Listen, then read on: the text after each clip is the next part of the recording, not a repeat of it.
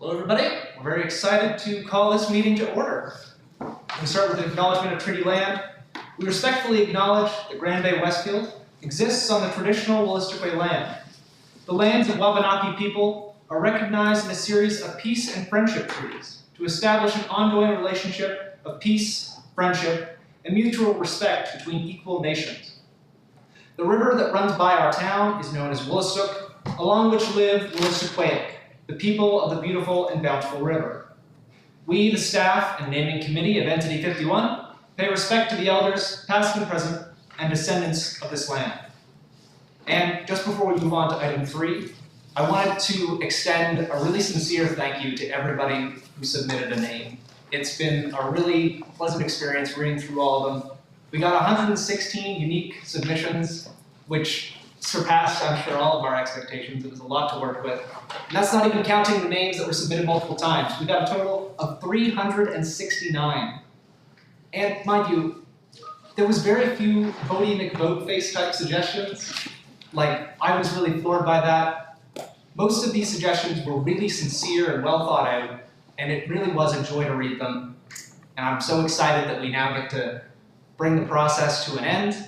And I just really wanted to thank you very sincerely from the bottom of our heart. It was very heartwarming to read all of your explanations and your names and hear your ideas. So again, thank you very much. For the record of attendance, we have everybody in attendance today, so that's a full house. Move on to agenda approval. We have a mover to the agenda. Louis, and a seconder. I'll second. Oh, there we go. So, item 5 is a committee member update. Unfortunately, we've had to say goodbye to one of our members, Shelley Totten. She has sold her house, and so she has moved out of the community, unfortunately. We wish her well, but regrettably, she is no longer a part of this committee. Item 6, process presentation. Do we have a mover? Mover? Seconder? Seconder. Perfect. Troy, take it away. Okay. So we're just going to do a quick review of kind of a number of things. And actually, we'll just kind of go to a bit of an agenda. This agenda isn't the meeting agenda, it's just an agenda for the presentation. I won't be speaking for all of it. We're going to pass it off to a couple of different people depending on the topic. But we're going to start with a review of the naming process and kind of where the process is at the moment. We're going to do a quick review of the voting. We're going to talk about the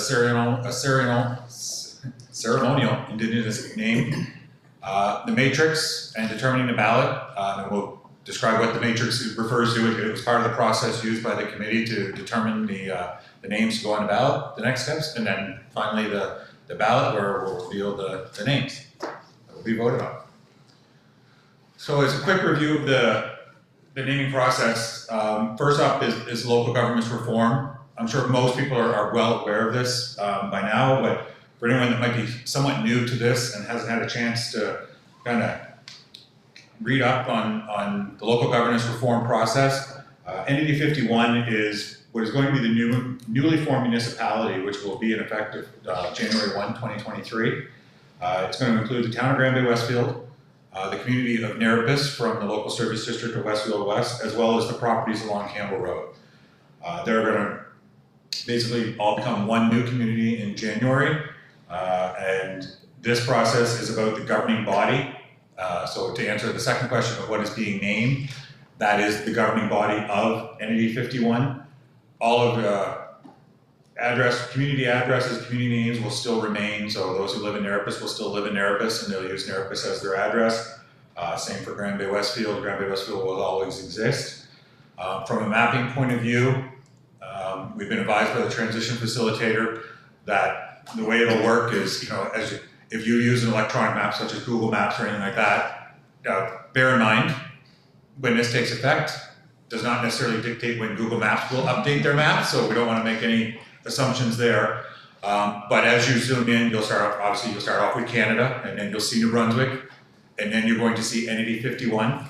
Then if you zoom in a little bit closer, then that's where you'll still see Grand Bay-Westfield, you'll still see Nerepis, you'll still see every other community throughout the province that's going through these same reform.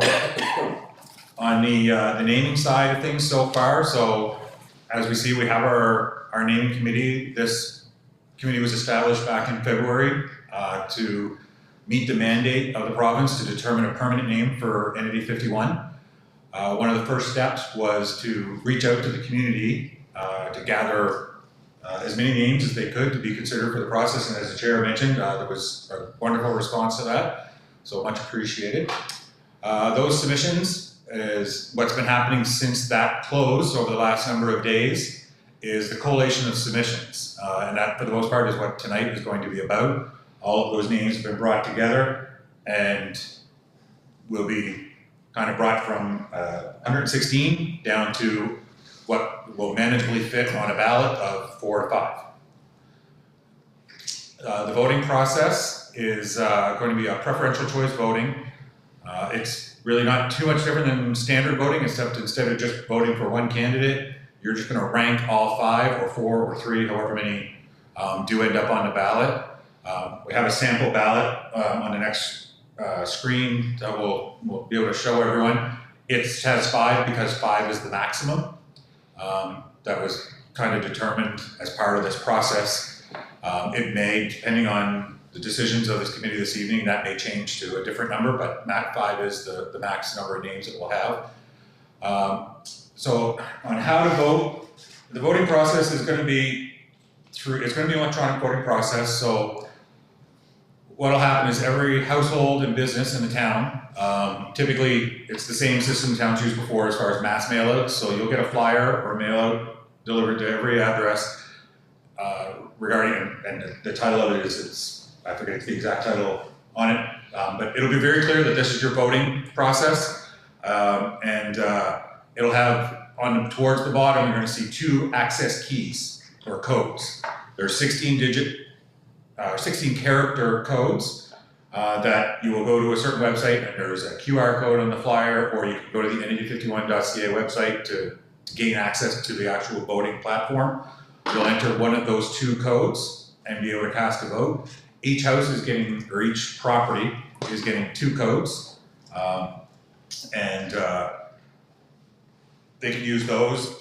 As far as anyone that might need some access to an electronic device, because unfortunately electronic is the only format for this particular process, but we will have a device available here at the town office that people can come and use. As far as who can vote, that's going to come down to residents and businesses within the boundaries of NA 51 are going to be the ones that receive the mailer with the 2 codes. And the intent here is that it is for 18 years of age or older, and obviously there is a requirement to live within the boundary of NA 50, or what will be NA 51. And we do understand that there will be some households that have more than 2 adults, and that's where the 2 codes per house, if you take an average, a lot of homes will have 2 adults or 2 18 and older that live in the property, so that's why we're providing 2 codes per household. Any household that happens to have 2 will be able to contact the town office to receive additional codes, and there'll be a process for that. A lot of this information is going to be put out formally, it'll be on the website. A lot of it will be included on the back side of the mailer, so when you do get the mailer, be sure to look at both sides. One side's going to have all the rules, or not so much the rules, but the process and the procedures for voting, and the other side will have your codes, so do be sure to look at both sides. And I will encourage people, we do know from history that a lot of these mailers do tend to end up in garbage cans or left here and there. This is an important one, and we want everyone to take part and to have their say. So this is when we really encourage everyone to be sure to check their mail. They should be going out sometime next week is the plan. So be checking your mail, get your flyer, and hold on to it. Yeah, so there's those items. Let's see. Yeah, we covered everything on that slide except for about Election Buddy. Election Buddy is the platform that we're using, so when you go to the website, if you scan the QR code or you go to NA51, there'll be on NA51.ca, once the voting opens, there'll be a large button at the top that says Vote Now, or something similar to that. You'll click that, it'll take you right to Election Buddy's website. All that's really going to come up is a little box and instructions to enter your 16-character code. That's the access code that will be on your mailer. You'll enter that code and it'll take you to this ballot. So this is just a screenshot. This is a sample. This is not the exact ballot. I apologize, it's a full page of a website, so it's kind of hard to see all of it. But what we're looking at the top is a few little instructions on preferential voting. All of the names will be listed on the left, and then to the right there'll be a pull down beside each name, and that's where you'll rank your name. So your favorite name, the one that you want to win, you're going to give a number 1. Your next favorite name, you'll give to the number 2, and so on until you reach the maximum number. You can certainly just vote for one name or just 2 names if you'd like. We encourage people to vote for all the names that are there. It's not so much about voting, it's more about ranking them. Because what'll happen is if somebody only votes for one name and that name happens to have the lowest number of votes in the first round, you're now out of that democratic process. So, because that name will essentially get eliminated, and everyone who voted for that name as their number 1, it'll automatically go to their second choice and make their second choice the number 1. If you don't put a second choice, it's just going to say that your ballot is now spoiled and remove it. So, you know, like I said, it's absolutely everyone's choice and right to just choose one name if they like, but that's just kind of the way that the system works. So we certainly encourage everyone to vote for all of them, or to rank all of them, I guess. And then the second part is the confirmation of eligibility. So we're asking people to actually, you know, check the box stating that they are indeed 18 years of age and that they live in the boundaries, live in or own a business or operate a business in the boundaries of Entity 51. Okay. All right, so yeah, we'll give this to John. So this committee will be recommending that the council of the future Entity 51 determine a ceremonial Indigenous name for this municipality to accompany the legal name. This ceremonial name could be used in conjunction with the formal legal name, potentially for things like welcome signs, land acknowledgements, etc. This is a practice already used in Nova Scotia and Norway, like you can see in that picture there. And the committee was interested in pursuing it here as well, in the spirit of reconciliation. As you may have seen at previous council live streams, there are a variety of potential Wolastoqey names that can apply to our area. The importance of developing a ceremonial name was reinforced after discussion with both our transition facilitator and our toponymy expert from the provincial government. Both have informed us that the time left to us to determine a legal name is simply too short to include proposed Indigenous names that are not already in local use on the ballot. While the town has engaged in consultation with Wolastoqey representatives to educate us all on potential Indigenous names for the municipality, the province has told us that this consultation does not meet the standard of full and proper consultation. Indigenous peoples have the right to revitalize, use, develop, and transmit to future generations their histories, languages, oral traditions, philosophies, writing systems, and literatures, and to designate and retain their own names for communities, places, and persons. We hope to encourage this revitalization and designation, provided that we are doing so with consultation that meets the full and proper standard of the province. The province is enthusiastically supporting the idea of a ceremonial name, and has brought the idea to other municipalities as well. Reconciliation with our treaty partners is vital, and we hope that this can contribute towards that goal. As selecting an Indigenous ceremonial name is beyond the mandate of this committee, though, we will leave this initiative in the capable hands of the future council of this municipality. We hope that they can engage in the kind of dedicated consultation necessary to develop a meaningful ceremonial name. Thank you very much. So once all the names were received through the submissions from the communities, I guess, the matrix, there was a matrix developed and this was done with consultation with the transition facilitator as well as the naming team for the province, primarily led by Ken Harding, who's been in part of some of our meetings in the past. So it's been completely reviewed and supported by them with their input. So that was kind of the first, basically there was a 3-step process because of course we obviously couldn't put 116 names on a ballot. So the committee had to come up with a way of bringing that down to a manageable number. So this matrix was the first step in that process. And we are going to show you the matrix on the next slide. So that brought the intent there was to bring that list of 100 or over 100 unique names down to a top 15. In step 2, those 15 names were forwarded to the province for vetting. And at this point, I'm going to ask our Transition Secretary, Bill Thompson, to speak to that part. Thanks, Troy. The list that was submitted to the province had 15 names on it. A number of them were eliminated, as Troy said, because of the general guidelines the province had put in place. And those guidelines include too long a name. I mean, some of them 4, 5, 6 words with lots of hyphens and that. Another one is too general, did not really refer to the geographic or general location of your community or some historic aspect of it to differentiate it from others. One that was brought forward was River Valley. And while it's a very nice name, it's also could be used in probably 2/3 of the communities in New Brunswick that are all built on rivers. And also they wanted the name to, as I mentioned, to have some connection or reference to the existing geographic location. And as mentioned, with respect to any of the Aboriginal names, it's a question of doing it properly to make sure that it's treated by the community and by the Aboriginal community as a very good process, a very thorough process, and a very complete process. So that was led to the elimination of a number of names that were very much Aboriginal in basis without any clear connection to the existing area. Okay, thank you. And I do want to take a second just to acknowledge that we did receive a lot of really great Indigenous submissions. So we do want to make that part clear that they weren't just summarily dismissed. They will be carried forward when we do begin a formal consultation process.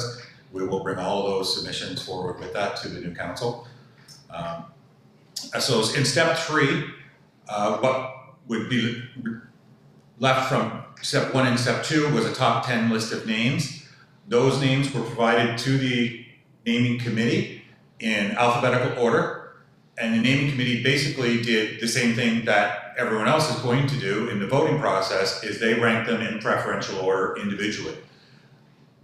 Those were then tallied to produce what would be, in theory, a top 5 to go on, a top 4 to join Bay-Westfield on the final ballot. I guess I shouldn't say final ballot, it's really the only ballot, but on the ballot. So those are the steps, and we'll get to a little bit more on that in a moment. The next page, this is the matrix that was used. Once again, my apologies, it's a little small. So basically down the left, we had the list of all the names.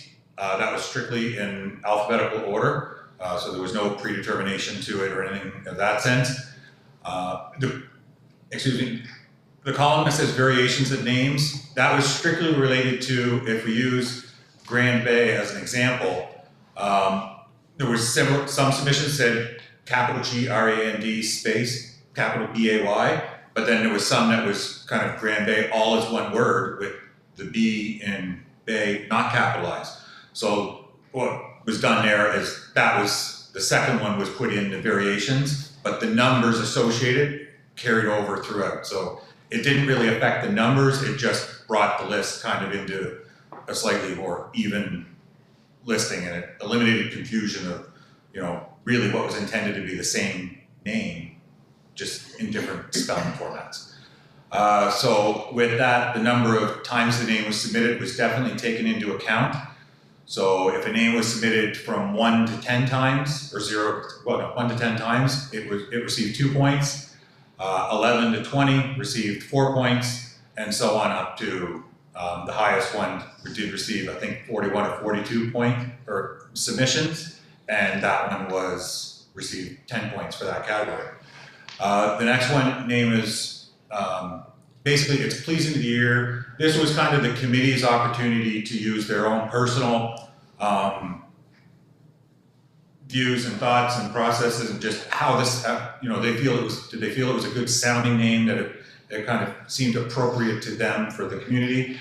And then we got into some more technical things for the committee where it was the name has local or Indigenous context and or history. As you'll see, that does have the Indigenous component.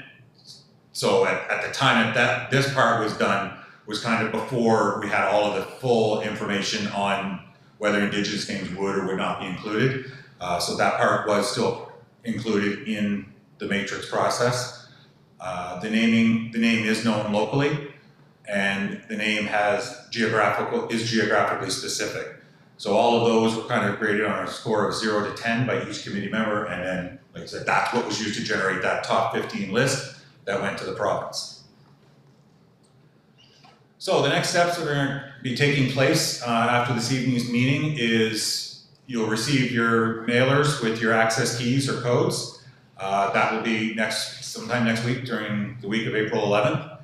The vote will begin. Basically, the mailers will go to the post office on one day, and the voting will kind of open on the electronic format the following day, because that's when most people would start being able to receive the mailer in their mail. Voting will last for approximately, well, it'll be at least 2 weeks that everyone will have to vote. So there should hopefully be lots of time for both people to get their mail, have the time to think about what they want to vote for and cast their vote, as well as provide sufficient time for people to be able to come to the town office if they would like to use our device, or if they need an additional code for more than 2 adults in the home. And then the naming committee, once that is complete, there will be results. The results will be known. As just some additional information on this, nobody, including staff of the town, will know the results of the election until the election is actually over. So whatever date that, basically when the election buddy staff, when we all worked with them to say, okay, we want voting to open on this date at 9 a.m. and end on this date at 5 p.m., we will not be able to access the results until 5:01 p.m. on that closing date. When that is done, we will get those results. They will be forwarded to the committee. The committee will then attend a special council meeting on the week of May 2nd to present that winning name to council. Council will receive that name, and on the regular council meeting of May 9th, council will, as part of their regular scheduled meeting, will give that formal approval to the name, and then that will be then forwarded by staff to the province on May 10th, which meets the May 16th deadline for name submissions to the province. Of course, with everything, dates are subject to change. For the most part, the May 9th one and the May 10th one are probably the absolutes. They won't be able to change because, like say, that's the regular council meeting. But the ones ahead, we want to make sure that everything is in place perfectly before we actually open the election, and that people have time to get their mail, that type of thing. So those dates may fluctuate by a day or two here and there. Okay. So that concludes that presentation part. So it'll be back to the committee itself, and let's see. Yeah, selection name for ballots. So the next slide, for everyone's enjoyment, will be the actual list of names. So if you'd like me to proceed to there. Yeah, please. Okay. And I'll turn it back to you. So these are our top, technically 4, because we have a tie for 4th place. And so what we're going to have to do now as a committee is work down to at least 4 names, but we could go as low as 2, because again, we have that flexibility. So Troy, if you could clarify which 2 were the ones in a tie. Be Hillendale and Westfield, the bottom 2 are the tie. Perfect. So we have Hillendale and Westfield, both tied for 4th place. We have Narrapus Valley, Narrapus Bay, 3 Rivers. All in all, pretty good slate of candidates. I think we've done a pretty good job. So, do we want to begin by resolving the tie? We could either choose one, or we could eliminate both, and then our work would be done. Is that the only option for choosing, or? No, that's just one option for us to go. Another option, just looking at it, is we do have two names that are very, very similar. That's what I was. So it might be a better idea, just to have a good variety, to choose one of the two Nerapus names to go forward and then send those four onto the ballot. Is there a Nerapus Bay? Kind of. It's kind of like a swamp, really. Like there is sort of a rounded mouth to Nerapus. I've never heard it called Nerapus Bay. Neither have I. Neither have I. There is a Nerapus Valley, though. I mean, it starts in the town and it goes up through Wellsford. So I think that is a very relevant question. Just my thoughts was geographically significant was kind of a key piece of the matrix, which was you want to be able to have something related to the town. So that was my thoughts on the Bay Valley differentiation. And we do have, I mean, if you're going to count Nerapus Bay as a bay, it's definitely the less significant of the two bays, Grand Bay and really the mouth of the Nerapus.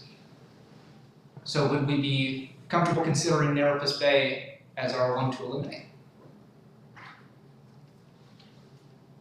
I think so. I think that and Westfield, only because Westfield doesn't encompass the whole area.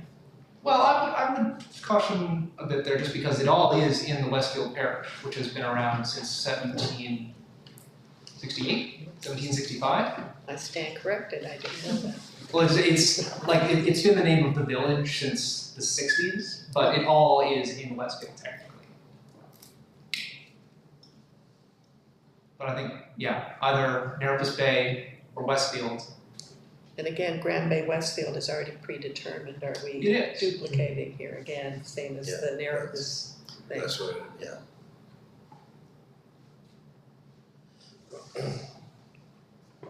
I'm gonna agree with Erica On both of the counts? on both of those. On both. Just for my own information, maybe I'm not getting something here, but Hillendale, does that have anything to do with, I can't place where that would It used to work in be here. a rail station in Westfield. Oh, It did it? initially was called something else. I can't remember what it was called before, but this is one of the Ganong names where, I think in 1904, it's within like 3 years at that point. They hired him to name the railway stations. Hillendale is one of the ones that he decided on. So while it's been around since at least 1900, it was just sort of something that Ganong added. So it does have history, but it does refer to we have Hillendale Road. It's pretty much exclusively that little area. I didn't know that. Yeah, there it is. It's sort of like before Westfield Elementary. Sorry, I'm speaking of driving towards Nerapus, but it's near Westfield Elementary. There's a bridge there, that railway bridge, it's Yeah. that's where it is. Yeah, right by the railway. Okay. I like how they all kind of cover, some are broader, bigger areas, some are smaller, one thing of significance for the town. I like the variety. My only concern with the Nerapus Valley and Nerapus Bay is if people not that it might split a vote, but it might be harder to, that would be my concern. So I would prefer to pull out one of those, whether it's the Bay because the Valley's more significant, and the Grand Bay Westfield, the only thing about having Westfield is it there twice if it's Grand Bay Westfield, or is it? Yes. I didn't have any concern initially until I heard. I'm fine with it on too, I'm fine either way. Well, let's start with Nerapus Bay, because again, we can eliminate another one after Nerapus Bay if we want. But if we can get a consensus on removing Nerapus Bay and leaving Nerapus Valley, then I think that would be very good progress. How would we demonstrate consent here? Motion, seconder, vote? Okay, I'll move. move? Yeah. Seconder? I'll second it. Oh, there we go, seconder. Okay, good. So now we are down, I don't know if there's a way to change that visually, but can we cross Oh, that? yes. So we Just to flatten it up a little bit. Nerapus Bay. Would you, just for the record, though, you do need to vote.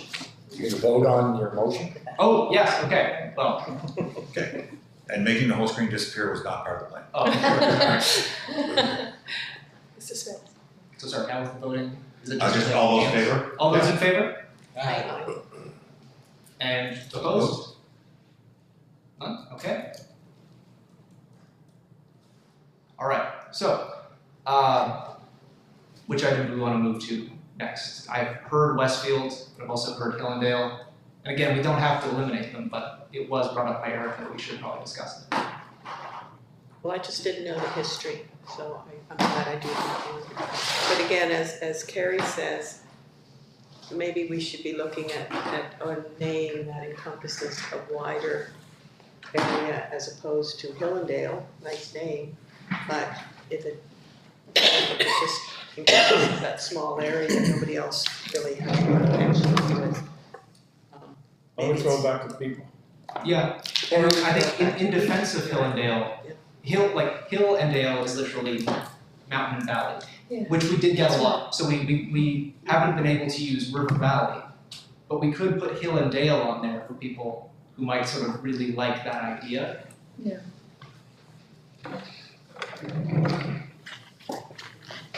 Because we have the amount of names that we need for the ballot, right? We do, yes. Yeah. We could, I we think, could Take I think it's over. Just leave it as it is. have we lost the feed or?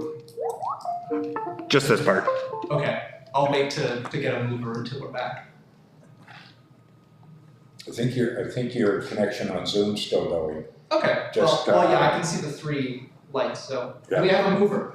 We can do it again if we're not on. I'll move that. Oh, sorry. You are absolutely still live. Okay. It's just the PowerPoint that I'm trying to fix. Oh, okay. Yep, you're good. All right. You're good. So we have a mover, do we have a seconder? 1 second. Second, all in favor? All opposed? All right, ladies and gentlemen, we have our ballot, which will have up visually just to review in just a moment for you. I should try to see. Good idea. I'll get in trouble that way. Put your name in. There we go. So we just take out the predetermined. Put his name in the And very. Yeah. that's what goes with everything, right? We lost our So save changes.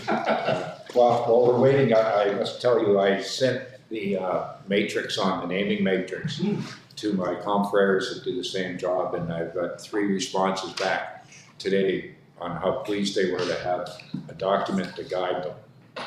Because this is going on, not to this extent, in a lot of different entities, but the guide was really well received.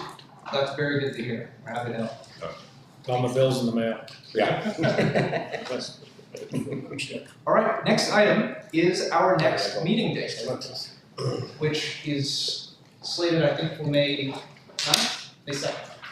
May 2nd? Yeah, Week out of May 2nd, yeah. I guess based on that, you may have to forfeit that one and call a meeting, a number of days ahead, because we won't be able to give you a firm date at this point. Yeah, that's okay. And Yeah, we do need yeah, to. we have to skip over that agenda item. Well, I'm all right with that because our next agenda item. I think they voted to remove Westfield from the list. Nope. No? We go to Voted to the keep these that, 4. the Oh. 4, yeah. Okay. Oh yeah, well we were gonna do a grand reading. So our 5 on the ballot are Grand Bay, Westfield, Narrapus Valley, 3 Rivers, Hillendale, and Westfield.